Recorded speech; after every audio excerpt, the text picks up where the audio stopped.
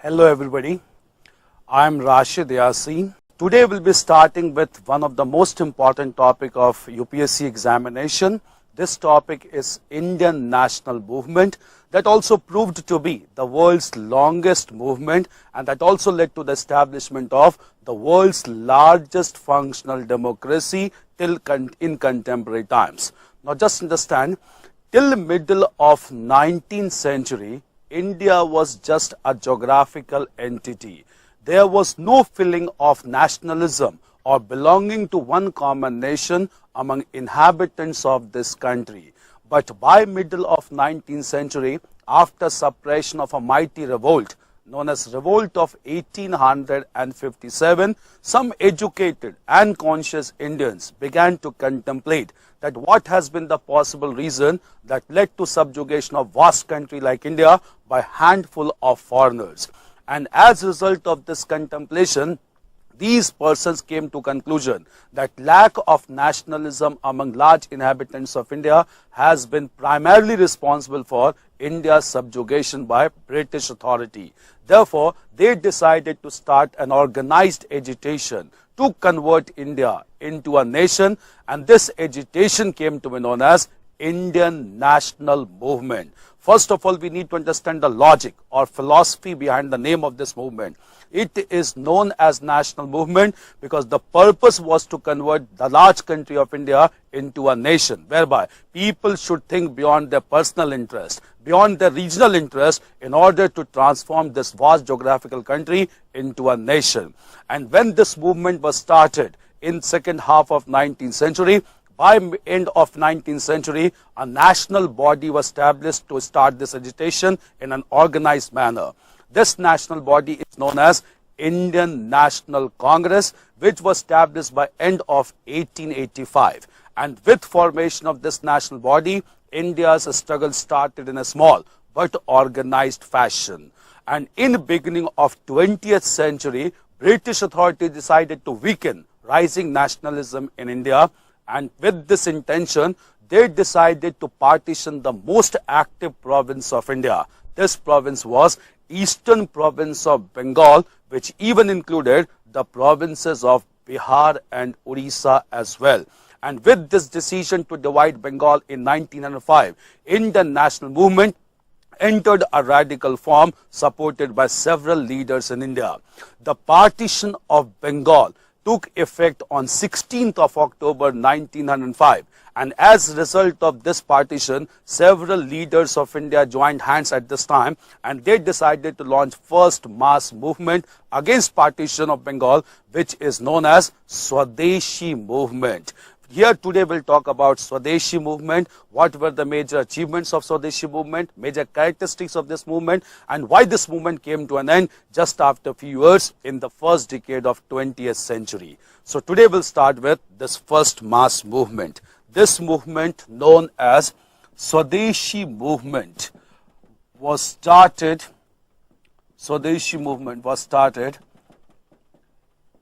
in 1905. And it went on till 1908.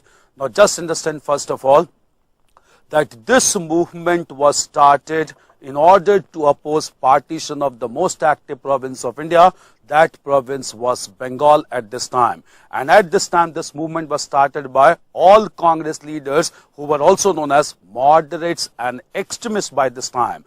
Some leaders were known as moderate leaders because they only wanted to promote constitutional agitation confined within four walls of law. But at the same time, extremist leaders were those leaders who wanted to promote mass agitation to get some major actions or some major rewards from British authority. Therefore, both moderates and extremists combined together launched this movement known as Swadeshi movement in 1905 when partition took effect exactly on 16th of October. Now just understand, this movement is known as Swadeshi movement or indigenous movement because the very objective of this movement was to generate confidence, self-reliance among people of India so that they can fulfill all the requirements without British support. This was necessary in order to give them sufficient confidence to stand against most progressive rulers all across the world.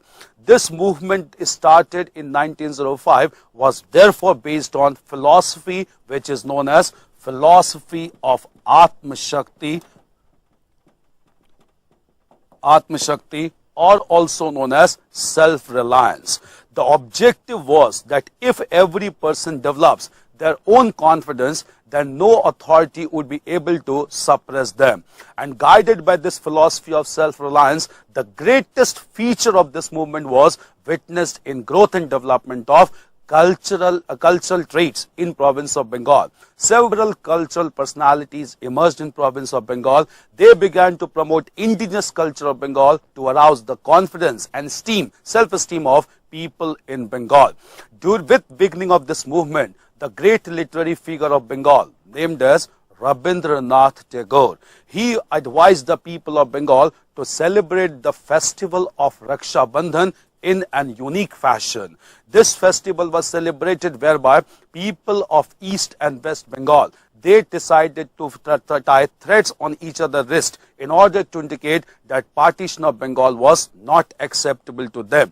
Moreover, these persons tied threads on each other's wrist also to indicate that British authorities should not try to divide the people of Bengal along religious lines. The reason was that British authority decided to divide the province of Bengal into eastern and western half with declared logic that they wanted to introduce administrative efficiency. But Indian leaders understood the real agenda, that British authority wanted to divide the people of Bengal along religious lines, as eastern part of Bengal had majority of Muslim population, whereas western part of Bengal had numerical majority of Hindu population. And therefore, in order to oppose such partition along religious lines, people decided to celebrate Raksha Bandhan in this unique manner, whereby Hindus and Muslims of two parts of Bengal tied threads on each other's wrist to show indestructible unity. At the same time, Rabindranath Tagore composed a song at this time. This song is entitled as Amar Sonar Bangla. This song highlighted the rich cultural traditions of Bengal, and this song became so much popular that it was later accepted as national anthem of Bangladesh when it was liberated by India in 1971. At the same time, another cultural personality emerged in Bengal at this time, named as Bankim Chandra Chattopadhyay, and this person composed a song which is entitled as Vande Mataram. And this song, which was originally composed in Sanskrit language, this song became the theme song of national movement, went on to inspire large number of youths in India. And even now, this song is considered to be one of the most important and inspiring song for people all across Indian territory. At the same time, apart from these cultural activities towards in field of composing songs and literary activities, there was one another person who contributed towards artistic activities to promote indigenous culture. This person was Abanindranath Tagore. He was a leading painter in Bengal, and Abanindranath Tagore discarded European theme in his painting, adopted the themes from Mughal and Rajput paintings in order to highlight indigenous culture of Bengal and India during course of this movement. In order to support artistic activities through institutional mechanism, during this movement, a very prominent institution was established in 1907. This institution was known as Oriental Society of Art. And this institution began to provide scholarships and fellowships to leading artistic personalities. The first recipient of this scholarship was Nandlal Bose. He was a great literary figure, and he was given a huge amount of support by this institution. Not only in to promote indigenous culture, at the same time, several persons came to forefront to promote indigenous industries in Bengal as well. And one such person was Acharya Prafull Chand Ray. This person established Bengal Chemical Factory, and this factory started to produce chemical products to reduce dependency of Bengal on imported chemical products from European world. All these initiatives taken at this time gave huge amount of confidence to people of Bengal, and these people began to oppose any policy of British to divide them along religious lines in the province of Bengal. But when this movement reached its climax, reached its zenith, this movement got adversely affected by two major developments in India that again indicate that feeling of nationalism has not percolated to every section of Indian society. These factors were: number one, when this Swadeshi movement was started, British authority began to play their communal card in province of Bengal.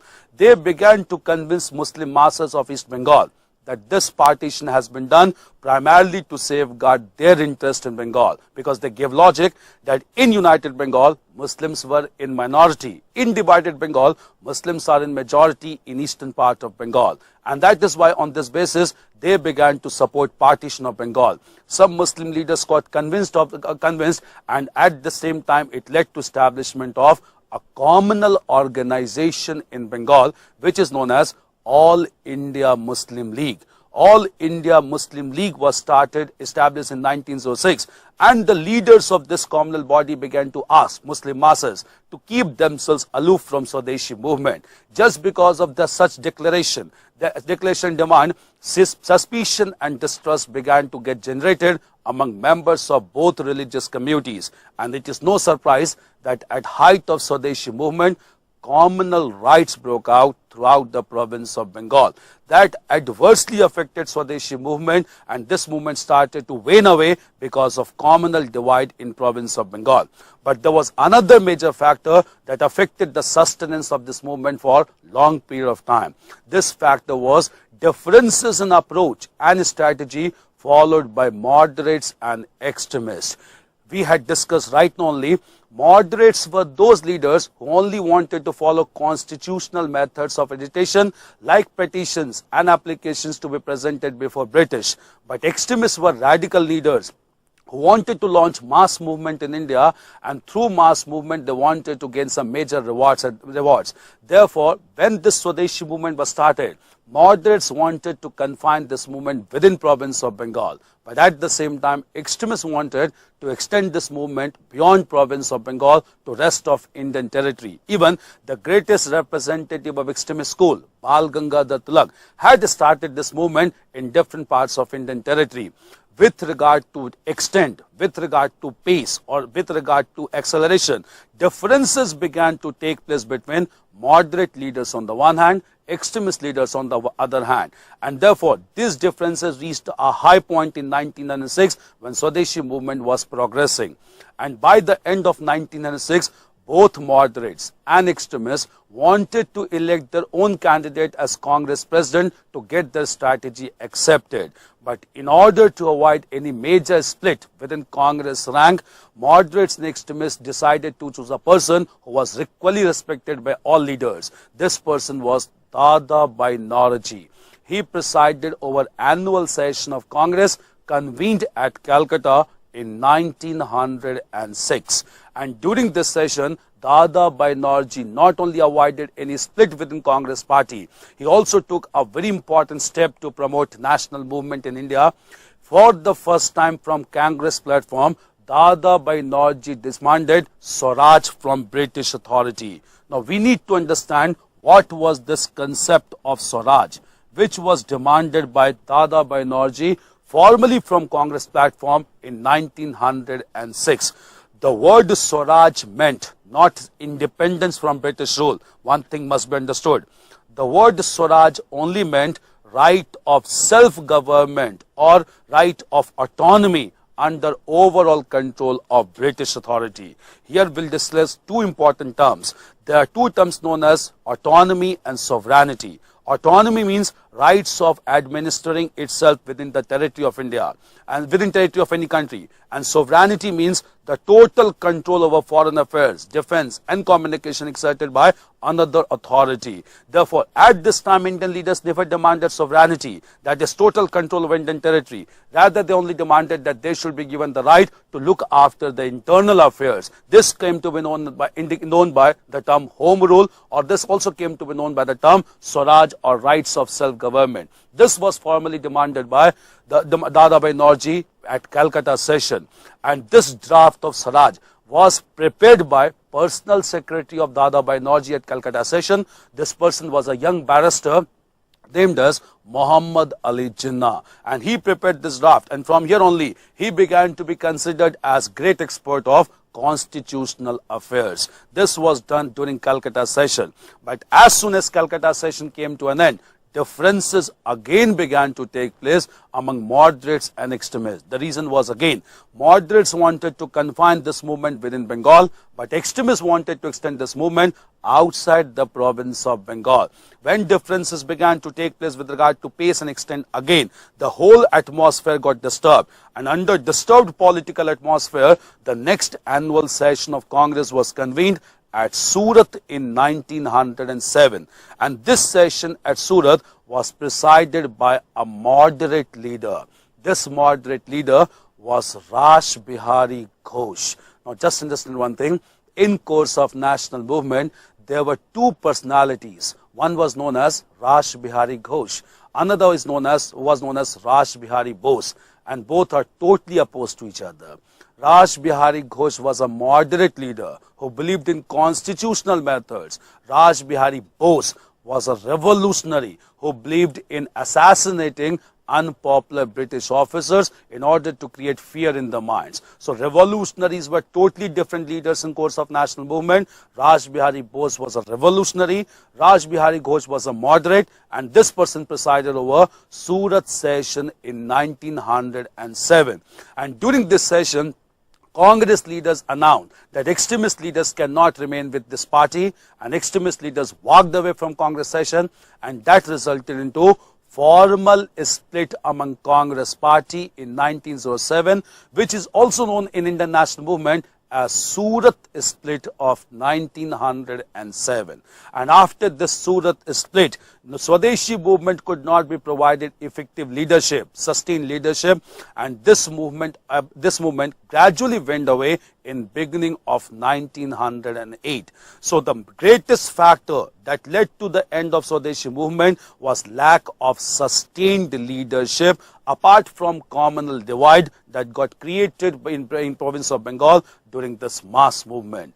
But when this movement came to an end in beginning of 1908, British authority adopted a two-pronged strategy during national movement. This two-pronged strategy was started in order to deal with moderates and extremists in a separate fashion.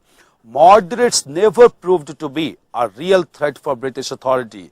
Therefore, British authority decided to follow the policy of conciliation towards moderates. They decided to appease moderate leaders, and on the other hand, they decided to follow the policy of brutal suppression against extremist leaders. The reason was, extremist leaders proved to be the real threat for them, because extremist leaders had been challenging them through mass agitation, and they knew moderate leaders could be easily conciliated by giving constitutional reforms in India.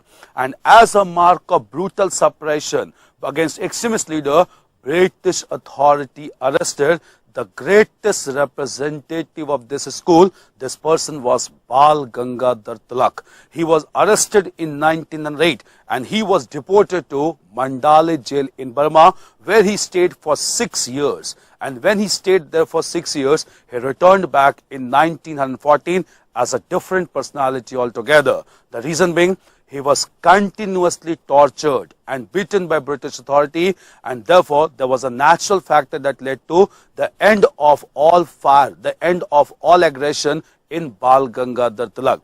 But on the other hand, as mark of conciliation to be followed with moderate leaders, British authority constituted an expert committee, and this expert committee comprised of India's Secretary of State in London. This person was named as Lord Morley, and this committee also included Indian Viceroy. This Indian Viceroy was named as Lord Minto, and these two persons, that is Lord Morley and Lord Minto, drafted a set of proposals in order to satisfy moderate leaders in India. And based on these reform proposals, also known as Parliamentary reforms, Central Legislative Council in India drafted a new act. This act is known as Indian Council Act of 1909, and this Indian Council Act of 1909 tried to satisfy moderate leaders to a large extent. But even these acts could not totally absolutely satisfy the moderate leaders, and resentment continued to take place against British authority. British authority also took another step in order to conciliate the moderate leaders, and in this process, British authority convened a grand darbar in 1911, royal court in 1911, which was convened at Delhi. And this grand darbar was attended by none other than the monarch of Britain. This monarch of Britain was named as George V. This person attended the grand darbar at Delhi, and this person made two important announcements on 12th of December 1911. First of all, this British monarch announced that partition of Bengal is annulled. He announced the end of partition of Bengal to satisfy moderate leaders. But at the same time, he decided to separate linguistic region of Bengal from Hindi and Odia speaking states of Bihar and Orissa at this time. Therefore, with this declaration, Bengali speaking region got separated from Hindi and Odia speaking region. And Bengal, when it was separated, the importance of Calcutta automatically came to an end, and therefore it was decided that capital of modern India needs to be transferred from Calcutta to some strategic location. And therefore, in 1911, Delhi was declared to be the capital of modern India, and since then, even now, Delhi remains to be capital of modern India, which was done to conciliate moderate leaders during Grand Darbar in Delhi. At the same time, no major political agitation took place in India since the bifurcation, since the divide of Congress members at Surat in 1907. From the year 1907 till 1914, there were no political agitations in India. In the year 1914, Bal Gangadhar Tilak returned back to India, and at this time when he returned back to India, he decided to activate national movement. And in order to activate national movement, first thing he demanded was extremist leaders should be allowed to enter into Congress party. And fortunately for Tilak, this time this person was supported by an Irish reformer who had been in India since a long time. This Irish reformer was Annie Besant. And Annie Besant decided to support Tilak as she began to take deep interest in course of political agitation in India. Now here, we'll understand something about this lady, that is Annie Besant as well. Annie Besant was an Irish lady. She had come to India by end of 19th century in order to promote religious and social reform. And as a mark of social reform, Annie Besant's major contribution was she established a very prominent educational institution at Banaras in 1898 known as Central Hindu School. And this school only became the nucleus for establishment of world-class university in 1916 at Banaras, known as Banaras Hindu University. This led to huge popularity of Annie Besant, and with support of Annie Besant, Tilak began to demand reintegration of moderates and extremists. But finally, this integration took place in 1916 when annual session of Congress was convened at Lucknow. This is considered to be a historic session in course of Indian national movement, as major decisions were taken during Lucknow session in 1916. Just understand, first of all, Lucknow session was presided by a great leader of national movement, Ambika Charan Majumdar. And during this session, both Tilak and Annie Besant first of all requested the integration of two wings of Congress, and this demand was finally accepted, and extremists got reunited with Congress party during Lucknow session. But at the same time, much more important than this, another decision took place. At this time, Bal Gangadhar Tilak and another leader, Muhammad Ali Jinnah, demanded integration or merger of All India Muslim League with Congress party. This demand was also accepted and All India Muslim League got merged with Congress party in 1916. By this system only, Muhammad Ali Jinnah began to be regarded as a great secular leader. In fact, he was given the title of Ambassador of Hindu-Muslim Unity by Sarojini Naidu, another great prominent leader. And during this session, a pact was signed among Congress members and leaders of Muslim League, which is also known as Lucknow Pact. And this Lucknow Pact led to merger of All India Muslim League with Indian National Congress. At the same time, a very controversial decision was taken by Congress members. Since All India Muslim League, which was considered to be a representative party of Muslim masses, since this party had been merged with Indian National Congress, in order to avoid any suspicion in minds of Muslim masses, British Congress members declared that separate electorates would be guaranteed for Muslim masses in India. Now, what was this separate electorates? We need to understand this concept. Separate electorates was a provision which was introduced by British authority for Muslims in Indian Council Act of 1909.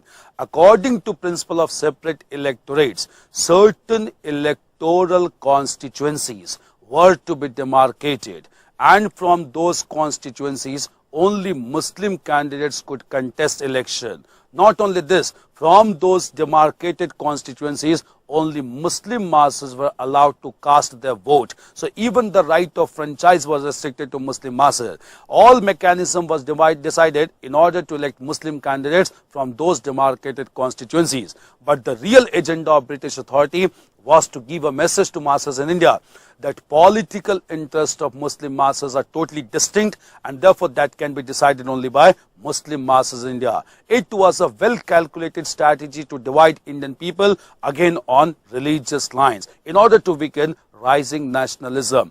But Congress party during Lucknow session formally accepted the principle of separate electorates. That indicated that even Congress members accepted that Muslim interest was totally distinct in India from other communities and they need to be given a special safeguard in India. This controversial decision was taken at Lucknow session, and it is also regarded by scholars, it became one of the most important factor for partition of India by middle of 20th century. But at the same time, during Lucknow session, Bal Gangadhar Tilak gave two other proposals to bring about restructuring of Congress party. Bal Gangadhar Tilak personally proposed that since Congress party has become a large party, within this party, a compact body should be formed to sustain mass agitation in India. This compact body was termed by Bal Gangadhar Tilak as Congress Working Committee. Congress Working Committee was to be formed so that this Congress Working Committee could meet regularly in order to sustain any mass agitation, which could not be done by Congress party as it has emerged to be a large party that could convene meeting only in form of annual session. Even though it was a practical proposal given by Tilak, it could not be accepted by Congress party. That again indicated personally Tilak had not emerged to be a popular leader. Both the demands of Tilak had earlier been accepted only with support of Annie Besant and Muhammad Ali Jinnah. At the same time, Tilak also proposed another thing. He made it clear that since Congress party is confined only among educated classes of India, in order to enhance accessibility of Congress party, Provincial Congress Committee should be formed, and this Provincial Congress Committee should be established in every province of India based on local languages, based on linguistic criteria, so that common masses could also attach with Provincial Congress Committees and in turn can get attached with National Movement of India. It was also a practical proposal given by Tilak, but it could also not be accepted during Lucknow session. We'll see later on. Exactly after 4 years, both these proposals were given by Mahatma Gandhi in 1920, and when these were given by Mahatma Gandhi, they were accepted unanimously by Congress members. The reason was not Mahatma Gandhi, the reason was again Bal Gangadhar Tilak, because on 1st of August 1920, Bal Gangadhar Tilak passed away, and since people were filled with desire to fulfill the dreams of this patriotic son, respecting the sentiments of Tilak, Mahatma Gandhi presented both these demands before Nagpur session 1920, when it was unanimously accepted by all Congress leaders. But with all major decisions, Lucknow session proved to be highly effective that came to an end in 1916. But at the same time, in 1916, both Tilak and Annie Besant also decided to activate national movement by launching a unique mass movement in India. This movement is known as Home Rule movement in India. Now we'll understand about this movement, the logic behind this movement. Since Annie Besant was an Irish lady, she had come from Ireland, which was also under the sovereign control of Britain. But in Ireland, people had demanded home rule, rights of self-government, or in Indian context known as Swaraj. And this home rule movement in Ireland had proved to be highly successful. And British authority had granted the rights of self-government to people of Ireland. Since this movement became highly successful in Ireland, Annie Besant wanted to launch this movement in India also, as she realized the demand of Indian leaders was also to establish home rule or rights of self-government under overall control of British authority. She gave this idea to Bal Gangadhar Tilak, and after this idea was accepted by Tilak, both leaders launched another mass movement in 1916 known as Home Rule movement.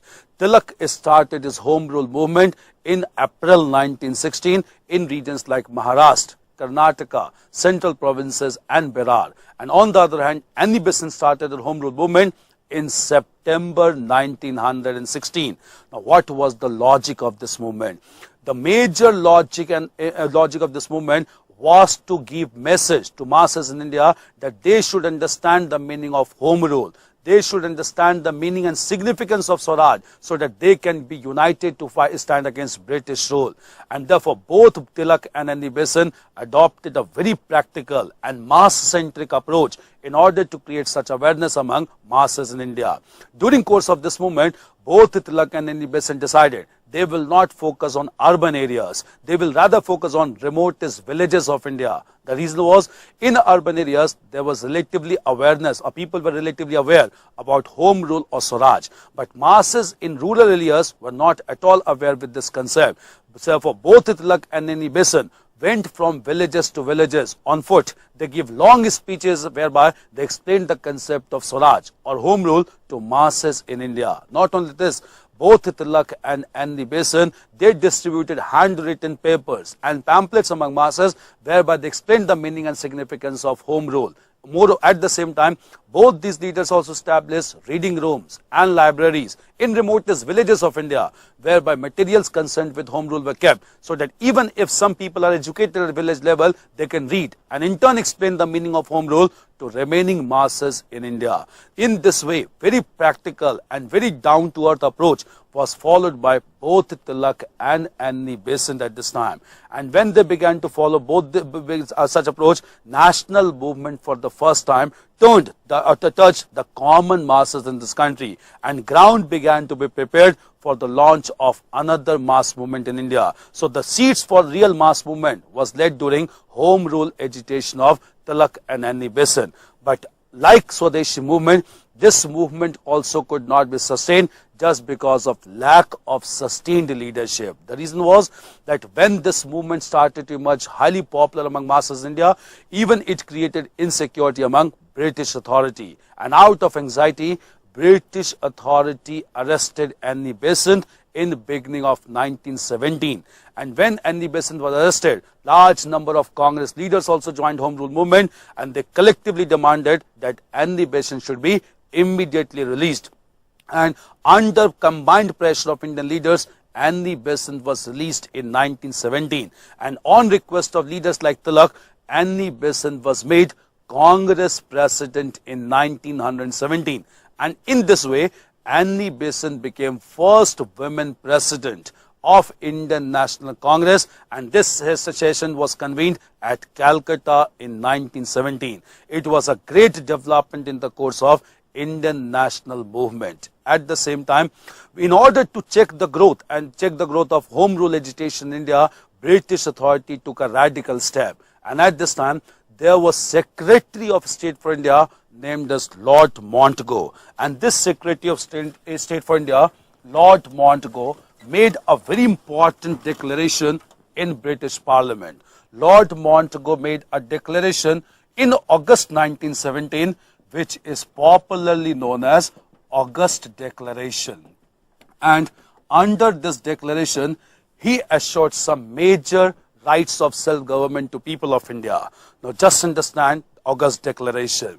In this declaration, which was given in August 1917, in this declaration, Lord Montego made it clear that ultimate aim of British rule in India is to associate more and more Indians in system of administration to establish responsible government. I'll repeat. Under August Declaration, Secretary of State declared that ultimate aim of British rule in India is to associate more and more Indians in system of administration to establish a responsible government. In other words, he accepted the demand of home rule. He accepted the demand of self-government, even though he never used the word self-government or Swaraj in his declaration. But as soon as he gave this declaration, Annie Besant realized the aim of her home rule movement has been achieved, and therefore she decided to end her home rule movement. Even Tilak alone was not enthusiastic to sustain this movement, and moreover, Tilak decided to go to London at this time. The reason was he wanted to file a case against a British journalist in London. This journalist in London was named as Valentine Chirol, and this person, Valentine Chirol, has declared Tilak to be father of Indian unrest. Father of Indian unrest means a person responsible for all major problems in India. Therefore, Tilak decided to file a defamation case against Valentine Chirol. And with this intention, he went to London. Since he was away from India for several critical months, this movement, that is Home Rule movement, gradually waned away in the beginning of 1918. Therefore, this movement, that was also a mass movement, continued from 1916 to 1918. And when this movement came to an end, at this point of time, large-scale consciousness had been created among people, which was the greatest achievement of home rule agitation. Therefore, we have seen till this time that both or almost all mass movements came to an end because of one primary factor. That factor was lack of sustained leadership. But at the same time, by this time, a person came back to India who started a long sustained agitation against British rule, and he was able to give organized and sustained leadership to mass movement that ultimately resulted into India's independence. This person was Mahatma Gandhi, a great soul. This person came to India on 9th of January 1915 when he was already 46 years old. And by this time, he had developed huge reservoir of experience far away from his motherland, that is in South Africa. And with huge reservoir of experience, he returned back to India on 9th of January 1915. And he decided to launch mass movement in India, but on advice of his political mentor, Gopal Krishna Gokhale. First of all, he moved across Indian territory, he understood Indian scenario, and finally in the year 1920, he gave a call for nationwide agitation in India, and this nationwide agitation marked the beginning of first mass movement under leadership of Mahatma Gandhi. This movement is popularly known as non-cooperation movement. This movement continued again for 2 years only, but this movement was marked by certain distinctive features. But before we discuss such kind of movements under leadership of Mahatma Gandhi, we need to understand the philosophy, the strategy, the form of struggle and the techniques of this great leader who is regarded as greatest personality of 20th century, not only in India, but one of the greatest leader all across the world as well. First of all, we need to understand the philosophy, we need to understand the form, the techniques and strategy of mass struggle that was started by Mahatma Gandhi, but that was learned by Mahatma Gandhi far away in South Africa only. We need to understand this leader, because off and on you get questions. What would have been the shape of Indian national movement if Mahatma Gandhi was not there on scene? But Mahatma Gandhi, when he came to scene, he completely transformed national movement to a large extent, and he was able to lead a sustained agitation till middle of 20th century when India emerged to be an independent nation. Clear? This was a brief outlook, or this was a brief outline of Indian national movement from the beginning of 20th century till the end of second decade of 20th century, when Mahatma Gandhi gave a call for a nationwide agitation in India. Now, first of all, just understand about the Mahatma Gandhi also. We need to understand this personality, because this personality is very important for examination. You get questions about this personality in essay also. You can get a full-fledged essay also. You can get questions on Mahatma Gandhi in general studies as well, in modern history as well. Now, just understand first of all, Mahatma Gandhi. The word Mahatma means soul, and this title was given to this person by Rabindranath Tagore.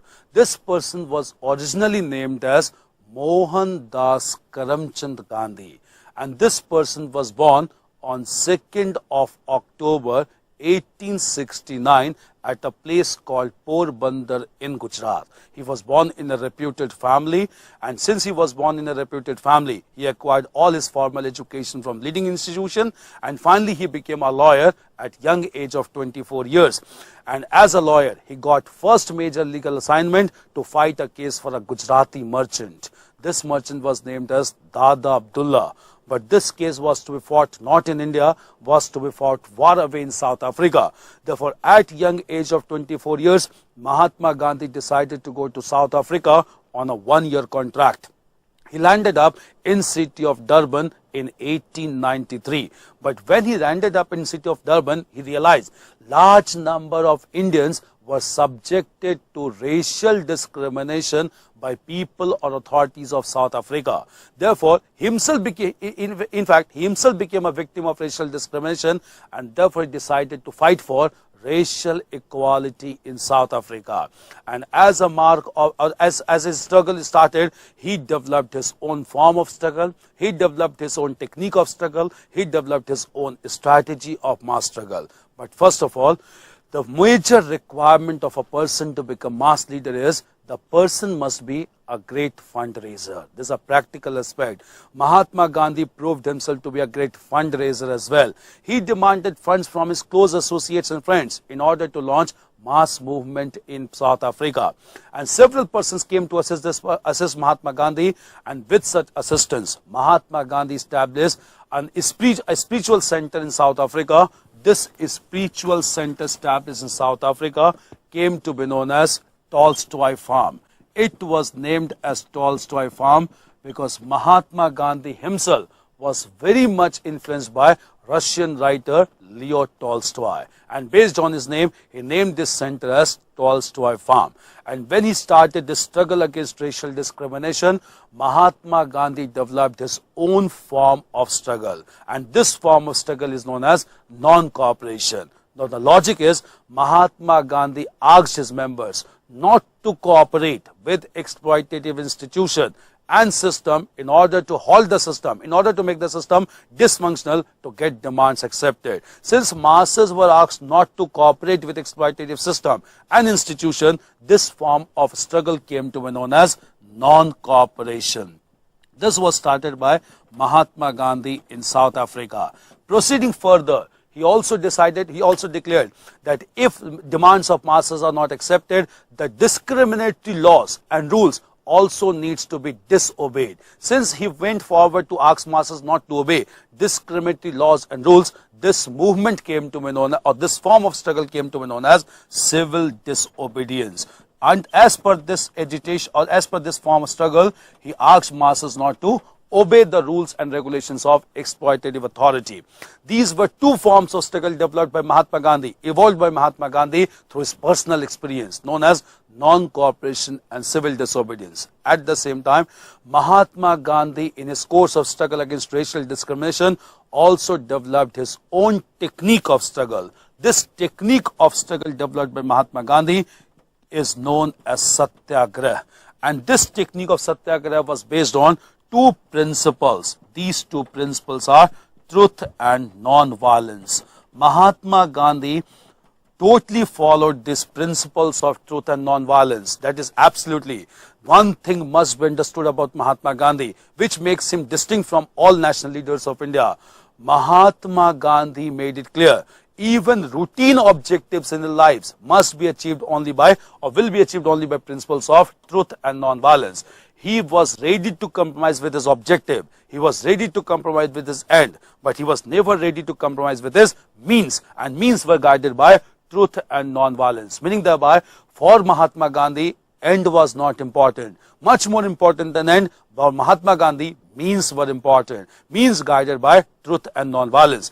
Just because of his consistent belief and faith in principles of Satyagraha, Mahatma Gandhi began to be regarded as great personality not only in India but all across the world. This was technique evolved by Mahatma Gandhi known as Satyagraha.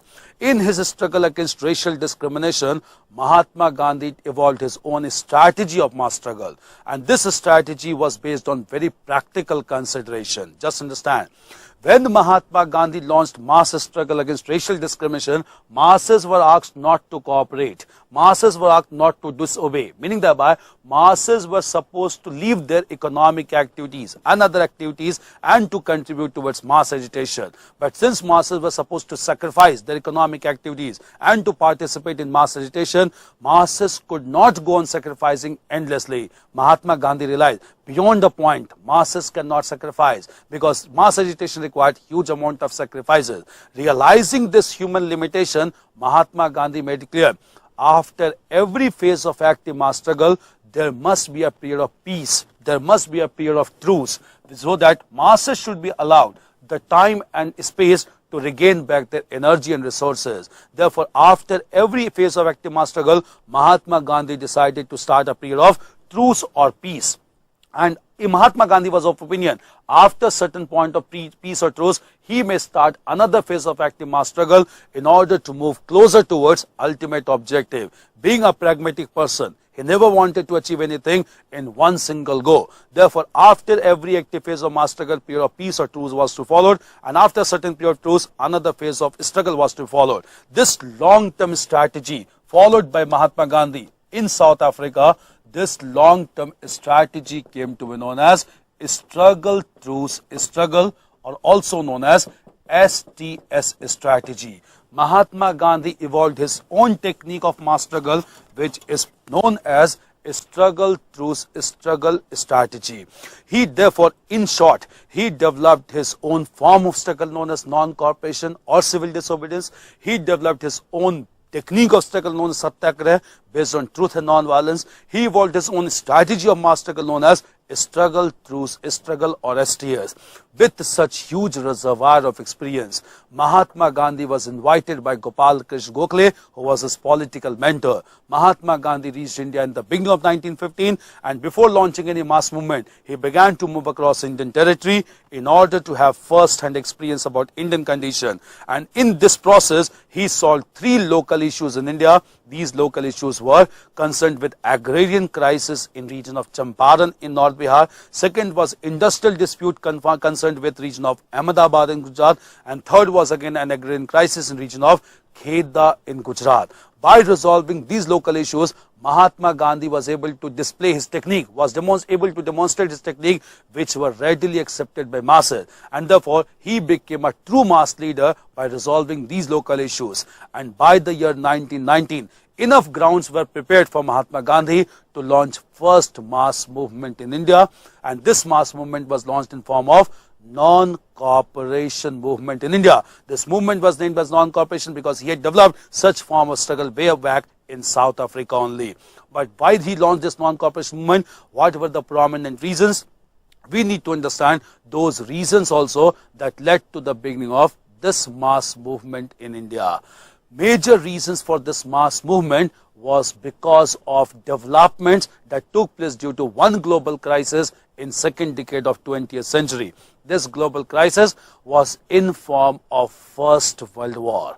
First World War broke out in the year 1914, and it went till the year 1918. That gave that generated 2 important crises in India. One was in form of Khilafat agitation in India, and another was in form of Jallianwala Bagh massacre at Amritsar in 1919. Now, what were the backgrounds of this crisis? We'll be discussing this entire crisis also, because First World War started initially as European conflict, but in course of time it crossed the arena of European conflict and took the form of global conflict by including countries from other continents as well. This war started in 1914, and in this war one country also participated. That country was Turkey. And Turkey was a highly important and sensitive country, because the ruler of Turkey was regarded by Islamic people all across the world as their spiritual head. And this person was termed as Khalifa, or this person was termed as spiritual head. Therefore, as soon as this war broke out, Islamic people all across the world demanded proper treatment should be given to Khalifa, as he was the spiritual head. But as soon as First World War came to an end, a very humiliating treaty was imposed by victorious powers like Britain and France on Turkey, whereby major areas were taken away from Turkey. This affected the sentiments of Muslim people all across the world, and in India, two Muslim brothers named as Muhammad Ali and Shaukat Ali, these two Muslim brothers, they decided to launch a movement in support of Khalifa of Turkey, and this movement therefore came to be known as Khilafat movement. This movement was started in the year 1920 by Muhammad Ali and Shaukat Ali in support of Khalifa against British authority. And in the year 1919, another development took place in India. The development was that as per provisions of a reactionary act drafted by British authority known as Rowlatt Act, British authority arrested two prominent leaders of Punjab. These leaders were Saifuddin Kichliu and Dr. Satyapal. And when these two popular leaders were arrested by British authority, large number of people protested against this arrest. And therefore, in order to show their protest, large number of unarmed crowd gathered at a place called Jallianwala Bagh. This place is located Jallianwala Bagh. This place is located at Amritsar in Punjab. And when large number of people gathered at Jallianwala Bagh, at this time, British military officer named as General Dyer, he entered into premises of Jallianwala Bagh and ordered his troops to fire on unarmed crowd. And in this firing, large number of people died. That is, more than 1,500 people died, including large number of women and children. Not only this, after this massacre, martial law was imposed in Punjab.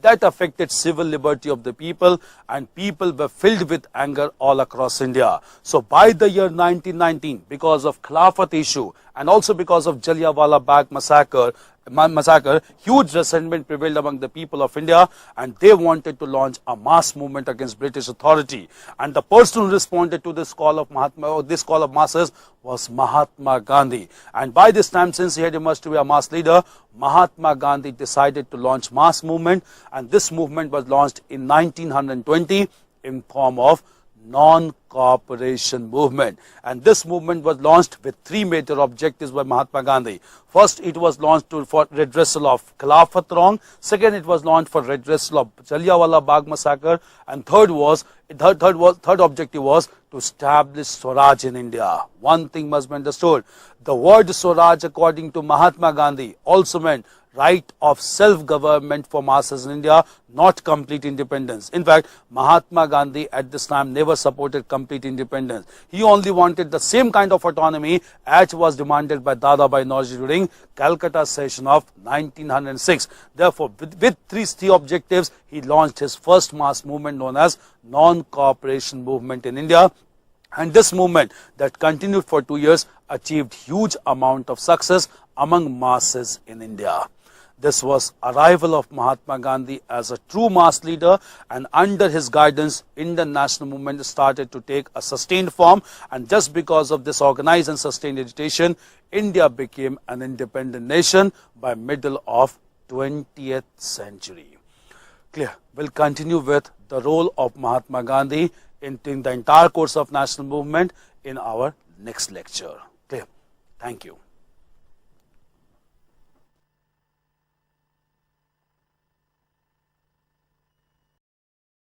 Hello everybody, I am Rashid Yasin.